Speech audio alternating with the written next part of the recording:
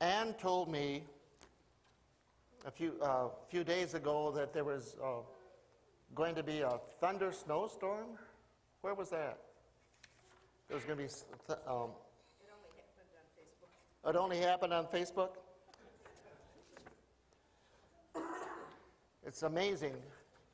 I used to love to be out in thunderstorms. I remember when I was young, and I was on safety patrol in grade school, being out on the corner one time when the thunder and lightning was just profound and everybody else went rushing into the school, but I stayed out there on my post because I was loving the thunderstorm.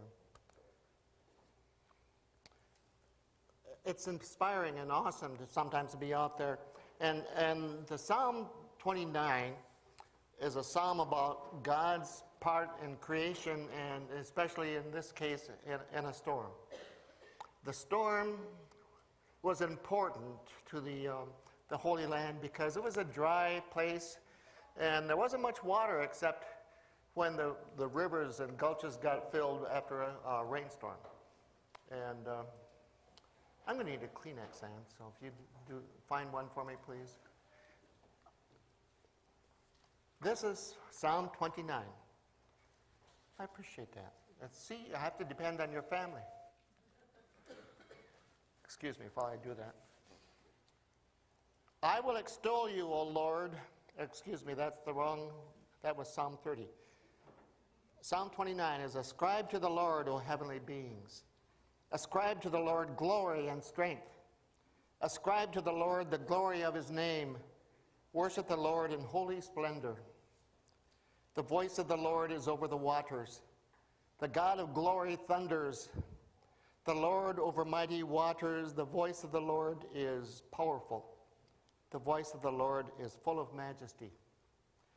We sing praise songs about God's awesome power, don't we? Back to the psalm.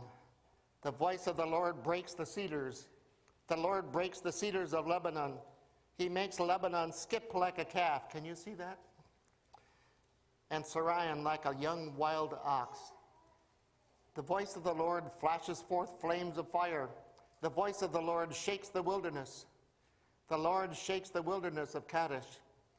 The voice of the Lord causes the oaks to whirl and strips the forest bare, and in his temple all say glory. The Lord sits enthroned over the flood. The Lord sits enthroned as king forever.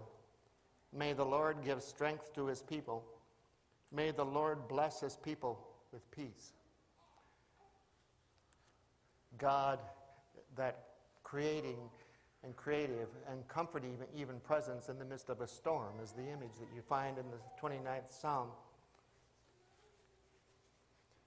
But there's another short passage that I want to read that many of you will know, maybe not by memory, but you'll know it as a familiar piece because it's the first 5 verses of the Bible. First 5 verses of Genesis. Easy to find. First page.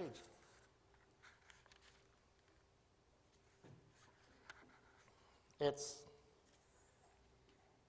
easy to find if I can find it. In the beginning. What a way to start. In the beginning, when God created the heavens and the earth was a formless void, and darkness covered the face of the deep, while a wind from God swept over the face of the waters. Then God said, "Let there be light," and there was light. And God saw that the light was good, and God separated the light from the darkness. God called the light day, and the darkness he called night. And there was evening, and there was morning, the first day. So our story of our faith history, our family of faith begins with those 5 verses in Genesis. Last Saturday, a week ago yesterday, Anna and I entertained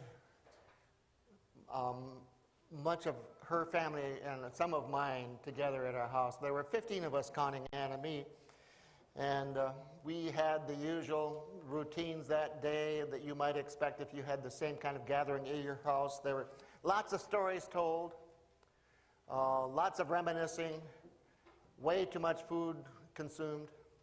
You know the routine. And one of the things that we did was, talk about those kinds of family stories that are common in many families. The names change and the circumstances change, but we all have the stories. They help us remember who we are and what we were and are and how we got from then to here. And so the stories might have to do with how your family first came to the United States. Or it might have to do with other kinds of more individual things, like one of the stories that goes around when my family is together about the fact that my Grandma Clutie was the very first woman in Oceana County to know how to drive a car. It was in the teens in the last century, and Grandpa was getting ready to go off to World War I, and Grandma was only about 16 years old, and he didn't want her to be left without a way to get around. And so he taught her to drive a Model T Ford. We're sure she was the first to know that. Or the story might be about how your parents first met, or what your wedding day was like, or when your first child was born. All these stories help us remember. And by the way, my mom and dad first met because Mom beat Dad in an 8th grade spelling bee that was held for the one-room schools around the county. And that was their introduction to each other. She beat him. Yes. We have these stories that we really feel to be important to the family. And when they get to be important enough, sometimes they get written down. And I'm starting out this way to tell you that the book of Genesis is made up a lot of these kinds of reminiscing stories about our family. And the stories are there to tell us who they were, because who they were and who we are have a very direct connection. And we as Christians can begin our family stories with those same stories in Genesis. And the men that meet every other week on Saturday mornings here at church have been studying their way through the book of Genesis about these stories. And so they read the stories about Abraham and Sarah, and the stories about Jacob and Esau, and the stories about Laban, and the stories about all kinds of people. And you realize how human they were and how important they were in terms of understanding who we are today. Sometimes the stories are a little bit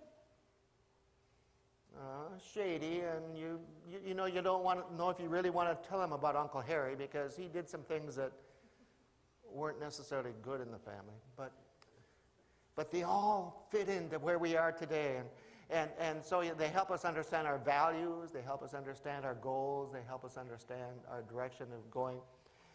For Jensen's, my family, values that were very common were to know that we were honest and we were generous. That was something that Jensen's family was expected to be. Well, here we are in Genesis, this book that tells so many of these old family stories.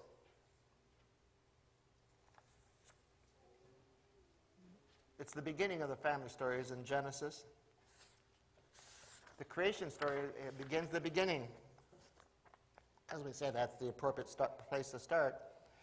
And one of the most important parts of the faith story of these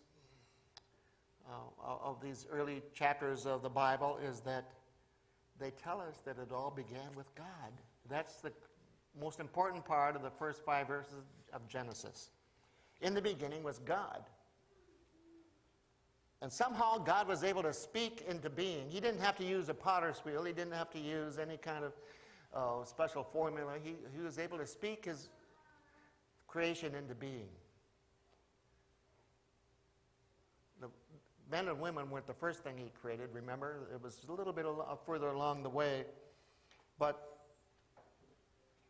day by day, God does creation. He doesn't do it all at once. It happens over time, and in the notion of the early writers, 7 days, 6 days plus the day of rest. The faith statement is that God created us, and he made everything good. And several times in the first chapter of Genesis it said God looked at what he created and saw that it was very good. And so we today even often say, or her said, God doesn't make junk. Every being, every leaf, every snowflake, yes, every snowflake, every bird of the air, including the pileated woodpecker in our backyard, all of the fish of the sea and everything there is, was created good. If you accept the faith stance of the book of Genesis, and I do, then there are three things you need to think about. Lo and behold, this turns out to be a three-point sermon. The first thing is that you're created in God's image, both male and female, according to Genesis chapter 1, verses 26 and 27. And it's done over time. The Upper Room Disciplines, which is a devotional that many of us read, had a statement on January 5th, just a few days ago, that says, and this is a quote, "There is constancy in the expression of God's creating and recreating spirit. Creation story unfolds one day at a time." It's a process. Yes, the world was created at one time, however many centuries ago that was, but the recreation and continuing creation goes over time. You are a child of God. God is not a God who created us and then goes off and disappears and just kind of looks down and says, let's see what they're doing today. God is a God who created us and then stays involved in what's happening here in our lives and in our world. He wants to be a part of our God. He created us with the intent to be a part of our God, so that when we do our thinking and choosing and growing and being and loving and caring and sometimes hating, when we do all of those kinds of things, when we respond to what's going on around us, God is aware and is part of what's going on.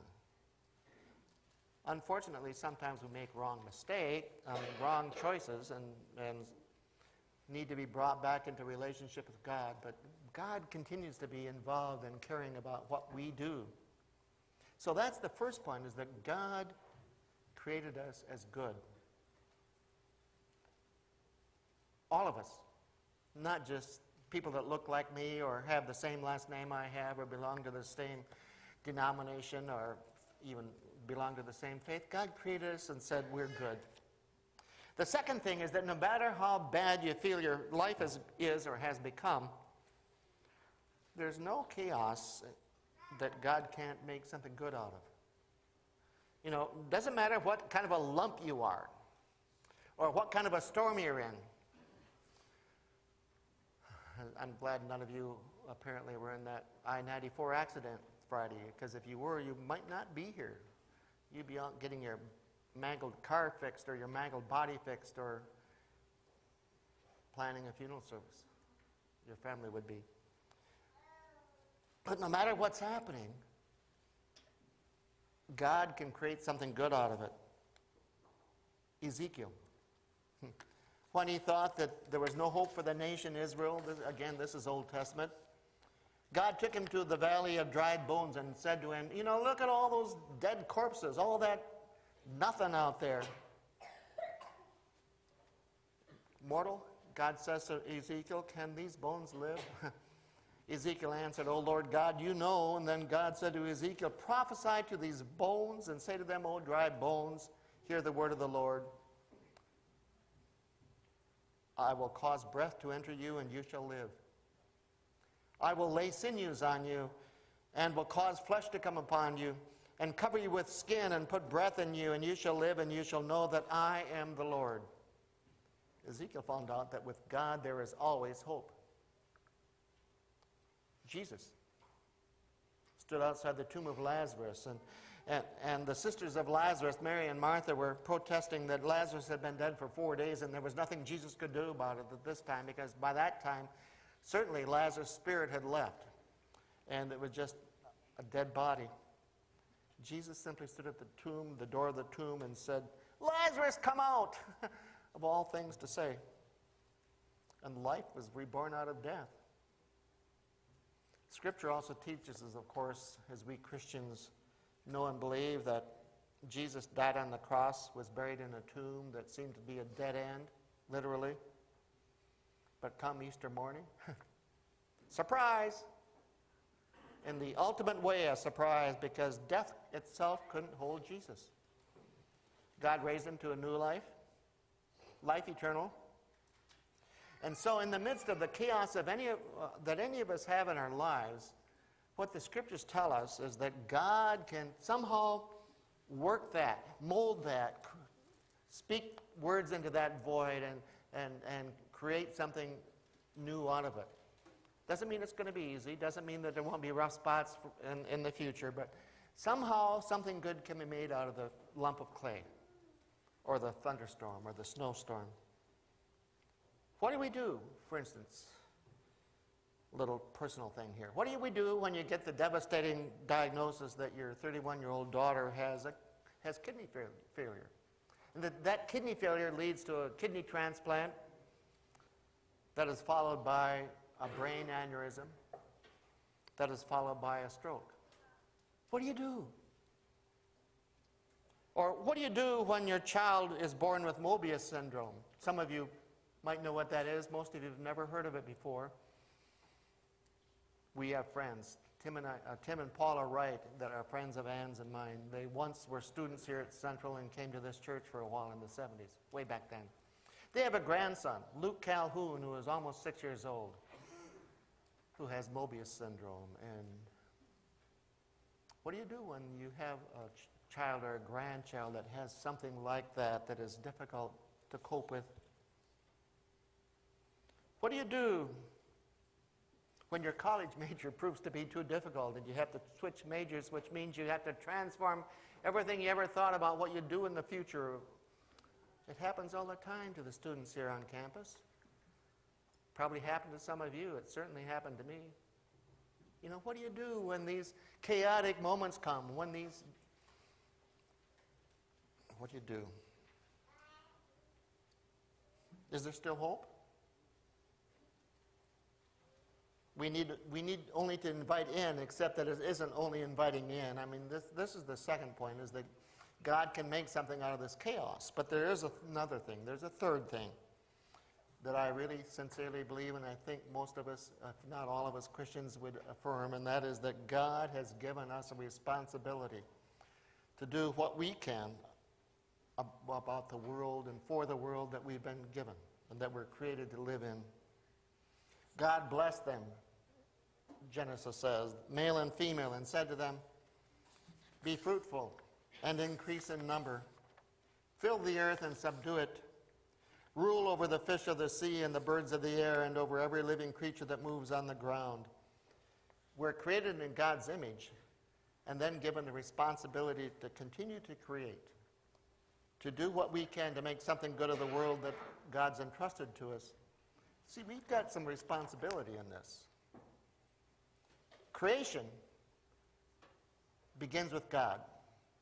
But as a step of faith, I also say that we have a responsibility for what happens to this world. You have a power far greater than you could ever imagine that loves you and wants to be a part of your world, and that power is God through Jesus Christ. But we've got to get on board with that. We have to be part of the creating that continues in the midst of the chaos and of the voids. So my suggestion to you is, when you pray, don't just say to God, "God, here are my problems." But you might also say, "Problems, here's my God." And then when you pray, what happens to me often is that I discover that I'm part of the answer to my own prayers.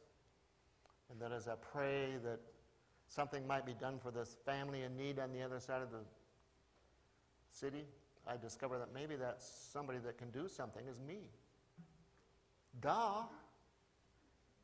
Sometimes we're the answer to our own prayers with God's direction and God's support and help.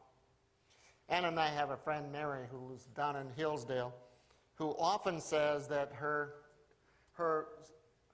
life, I wouldn't say motto, but what she lives by is that she depends on faith, family, and friends. When you are in the midst of these chaotic times, whatever they might be, remember to depend on your faith, God, ever so much important. Family, and as you know, our daughter received a kidney from Ann's sister. Family, we depend on family. That was a very special case, but something that happened. friends. You know, we depend on the structure we have among people that are part of the church. We depend on our neighbors in the neighborhood. I hope you are in a good neighborhood, and if you're not, you can probably make it better yourself.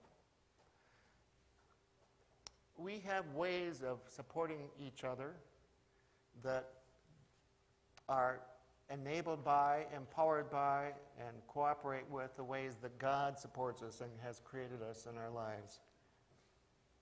I believe that God is still speaking, still creating, still healing, still loving in ways that we may never fully understand.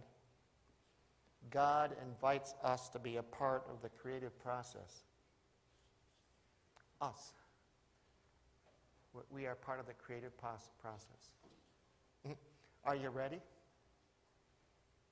I hope and pray that you are. Amen.